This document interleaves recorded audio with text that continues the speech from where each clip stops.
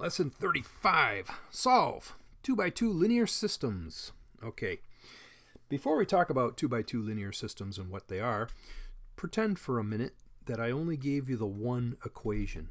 If I have one equation and I asked you to, hey, solve the equation. Notice that it's kind of hard to solve that equation. Why? Because there's an x there, but there's also a y there. How are you supposed to solve for both? You can't really solve for both. I suppose you could sort of solve for both by doing things like this. Say, well, if x is 0, plug a 0 in, right? That would be 2 times 0 is 0, take away 3.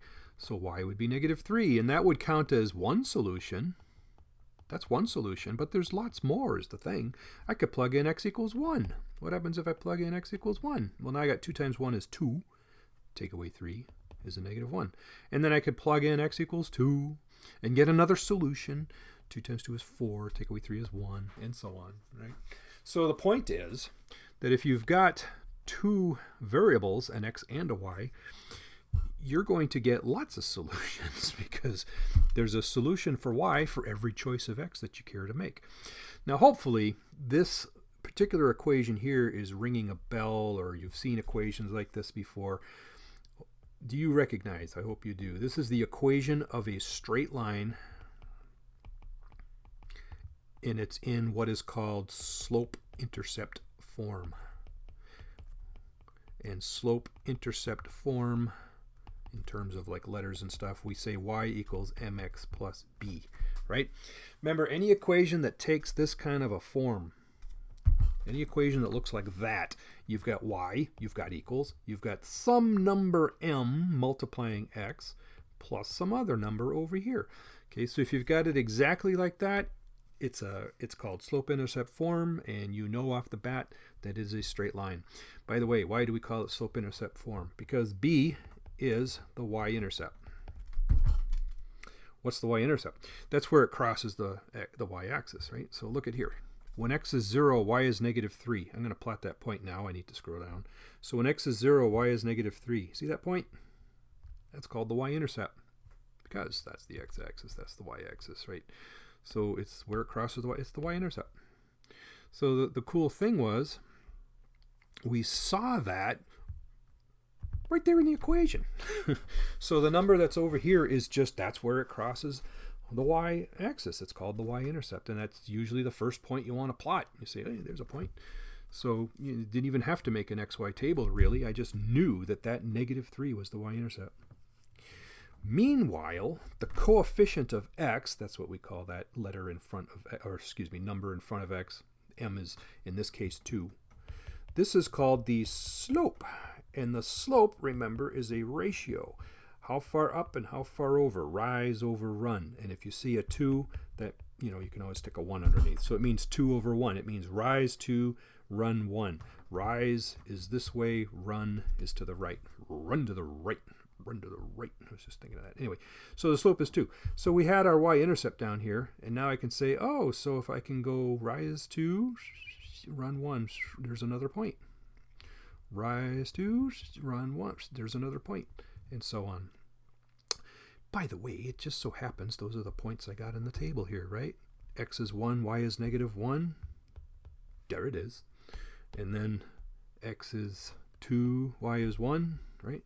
X is 2, y, there it is, right? So you can make an xy table if you want, but look how much faster and easier it is if you just know the secret wisdom. So the secret wisdom is, this number out here is the y-intercept. Start at the y-intercept. The coefficient of x is the slope. It's the ratio, rise over run. So use that slope to go up and over in a ratio of 2 to 1, 2 to 1, like that. Okay, so anyway, I've just graphed the first line. So let's, or I haven't quite graphed it. I suppose I should connect points, right? And you know it's going to keep doing the same thing forever. So it's always up 2 over 1, up 2 over 1, up 2 over 1. You can just kind of make all the points you want and just keep going. And you put an arrow. That is important, by the way.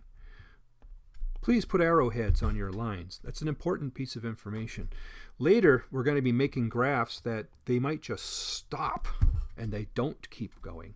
And notice that this is very different kind of thing than having it continue forever, all the way to infinity, forever, right? So The point I'm trying to make is if it continues forever, communicate that, show that, explain that to the person that's looking at your graph. Say, yes, it continues forever. Arrow, it also continues forever in that direction. Anyway, what we have here, this equation of that line, again, I started by saying, what's the solutions to that equation? Well, there's lots of solutions to that equation. Every single one of these points, every point on this line solves its equation. Okay, so really that equation here, y equals 2x minus 3, it has lots and lots and lots and lots of solutions. And that's what the graph is. It's sort of a map. It maps out all the solutions. Not just this point, not just this point. This point's the solution, this point's the solution, this point's the solution, this point's the solution, this point's the all these points are solutions. And we draw the line because what we're doing is we're saving ourselves time. Instead of graphing an infinite number of points, we know they're just going to blur together, so we just kind of draw the line. So let's see if I can erase some of these extra points here. Anyway, that's the solution to those are the solutions to the top equation. Now I'm going to have to erase all this stuff. But that's okay, you took notes, right? You took notes. So now I'm going to have to solve the equation that was underneath because they gave us two equations. Now, let's look at this equation. Let's look at it in green just to distinguish ourselves. Now that's not in slope-intercept form, but it is still a straight line. How do I know it's a straight line? I know it's a straight line because I could, if I wanted to, rearrange. That's an R. Rearrange into slope-intercept form. Just basically solve it for y. So I could take, let's see, leave the y on the left for now, subtract the 3x on both sides. I'll stick it in front of the 15 so it looks bright. Stick it in front of the 15. So 2y equals negative 3x plus 15. And now I divide by 2. And make sure you divide everything by 2. So you divide that by 2 and you divide that by 2. And so you could just convert that equation into slope-intercept form. So yeah, it's a line too. The tip-off, after a while you get used to this.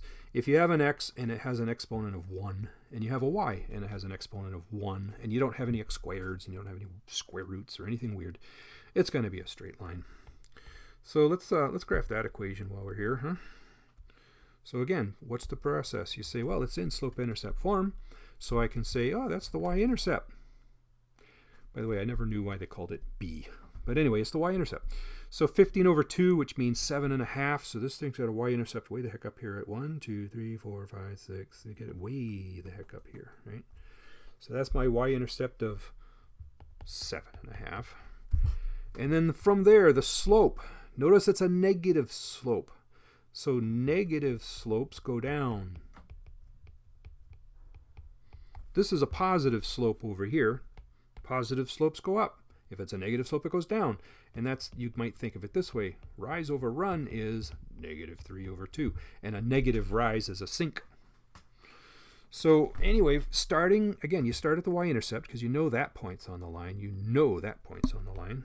So from there, get another point.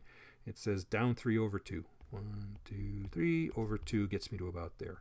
Down 2, what is it? Down 3 over 2 gets me to about there, right? And so on. And you can make all the points you want. And the point is, if you join these points, you will get a map of, these are all the solutions to the second equation.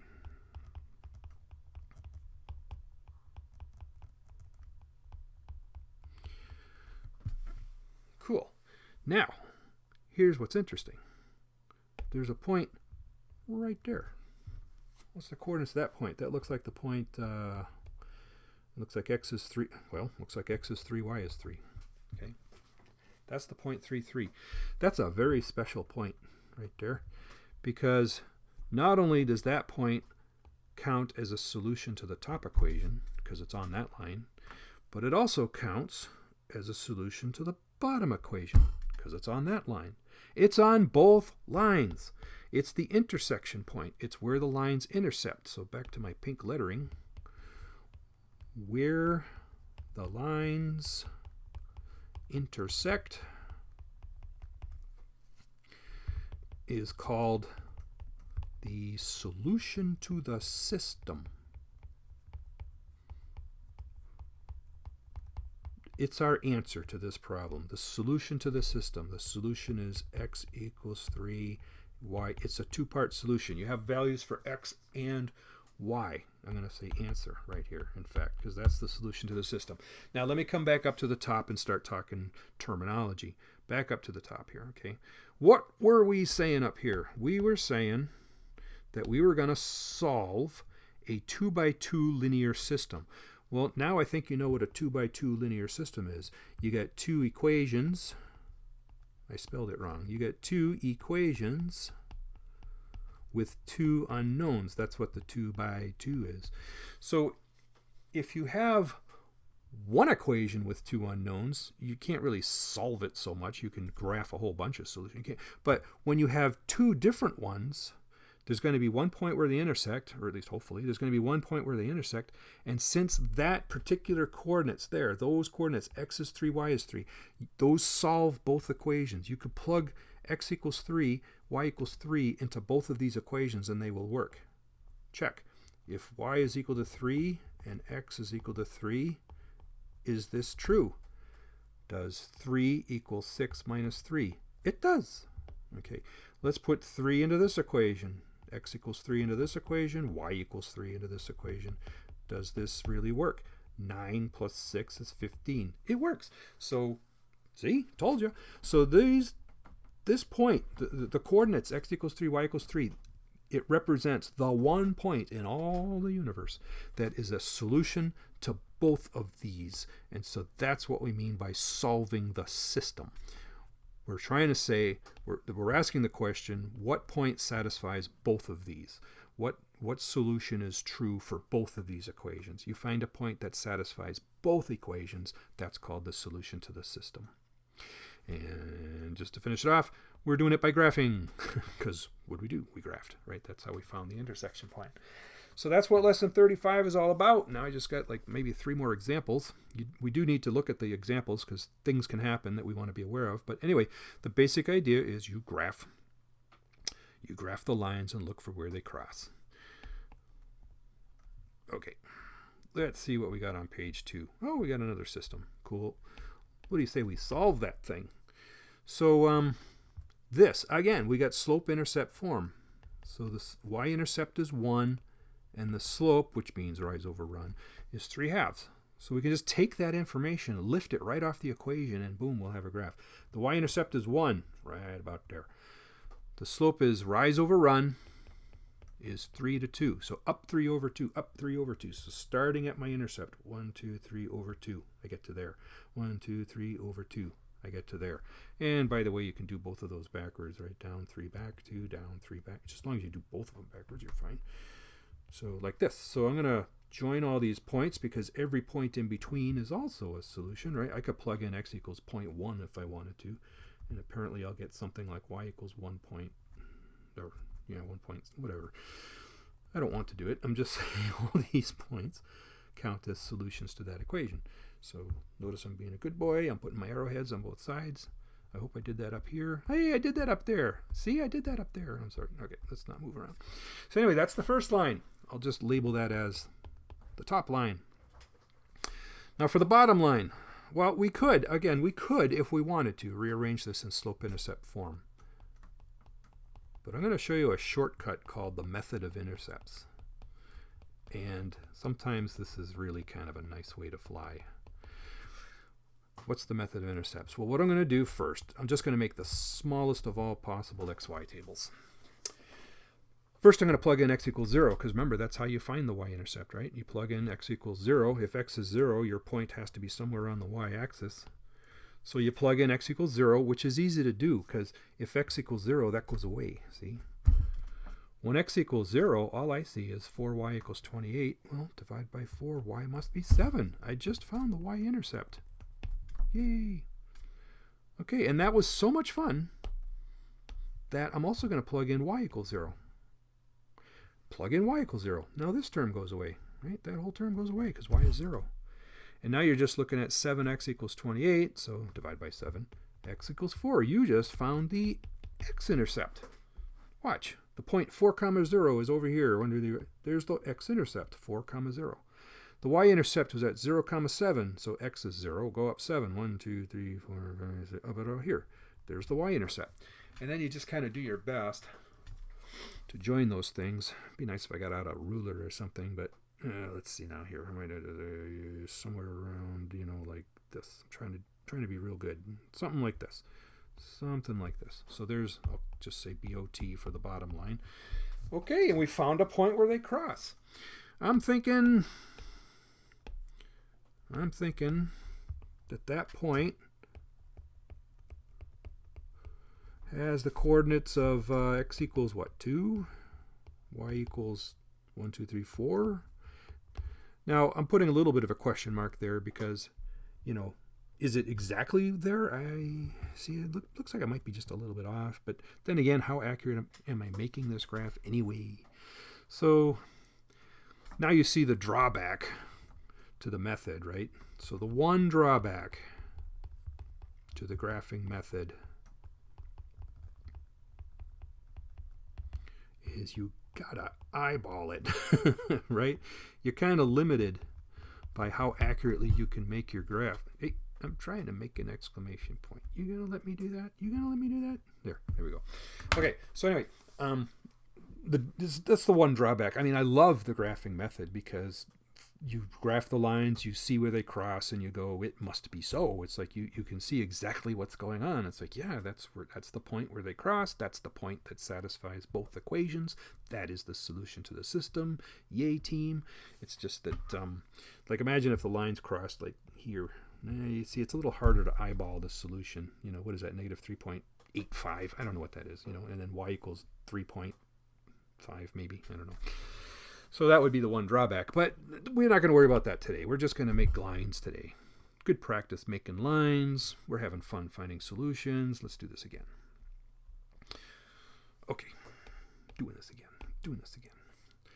Well, these are both in slope-intercept form. That's nice. So this one has a y-intercept of 1 and a slope of 2, or you could say 2 over 1. It's a 2 to 1. So the slope is 1. The y-intercept is 1. Start there.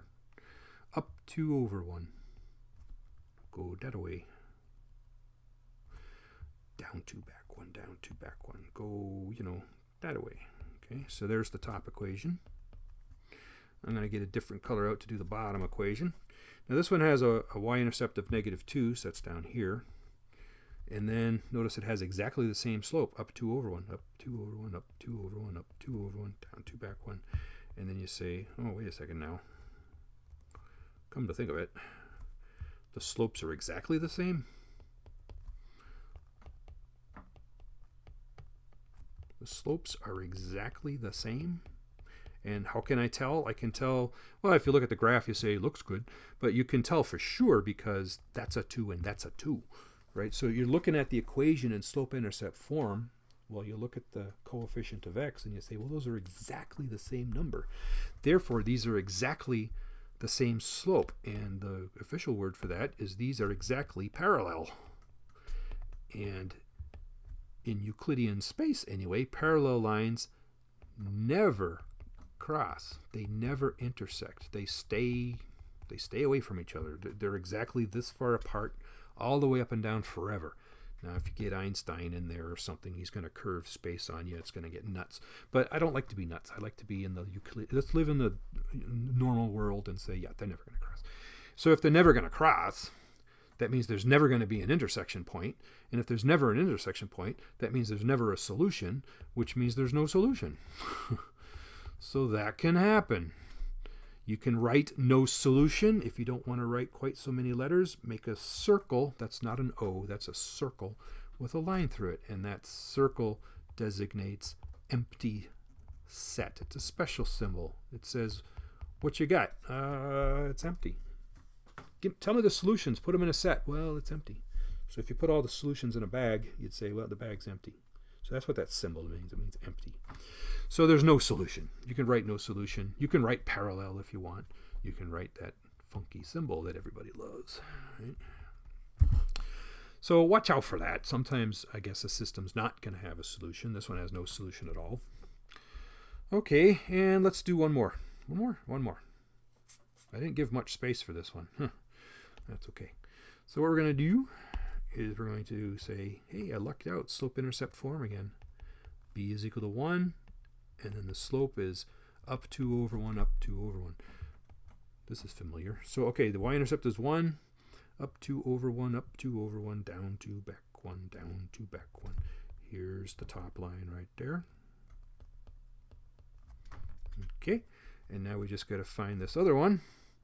Now I could rearrange that, but I think I'll do that method of intercepts just as kind of a review. So if I plugged in x equals 0 here, this would all go away. I'd have negative y equals negative 1, which means positive y equals positive 1. So, oh, look at that. It's got the same y-intercept. Okay, cool. Now I'm going to plug in y equals 0. Get that out of there. If I plug in y equals 0, that's going to go away. 2x equals negative 1, so x is negative 1 divided by 2. It's negative half. And then you go, wait a minute, that's also the same. Guess what? They're the same exact line. They are the same exact line. So what are we going to write for an answer? Well, in my class anyway, I'd prefer you just say that.